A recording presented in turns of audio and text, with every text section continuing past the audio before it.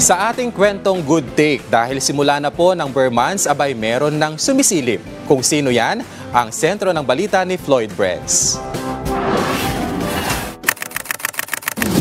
Sa pagpatak ng September 1, uso na naman ang Jose Marichan vibes kung saan iba't ibang eksena at paandar ang peg ng mga netizens. O eto, sa unang video, pagbukas ng bintana, si Jose Marichan agad ang bungad sabay sa tugtog ng Christmas song. Into that mood. I remember the child.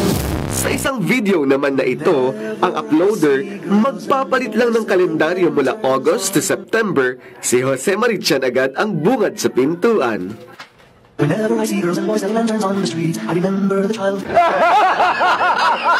Siyempre, ang mga sikat din na TikTok influencers ay hindi nagpahuli sa Jose Marichan vibes na ito. Si Spencer, ang eksena, kunyari may kakatok. Sino yan? Sabing sino yan eh? Sabay biglang bungat ng isang lalaki na may suot ng maskarang Jose Marichan. 1.8 million views naman agad ang AI video na ito kung saan makikitang sumasayaw si Jose Marichan sa kanyang mismong kantang Christmas in Our Hearts. Ito na nga ang umpisa ng Burr months. Ngayon pa lang ay maghanda na kayo ng inyong mga regalo sa nalalapit na Pasko. Floyd Brents para sa Pambansang TV sa Bagong Pilipinas.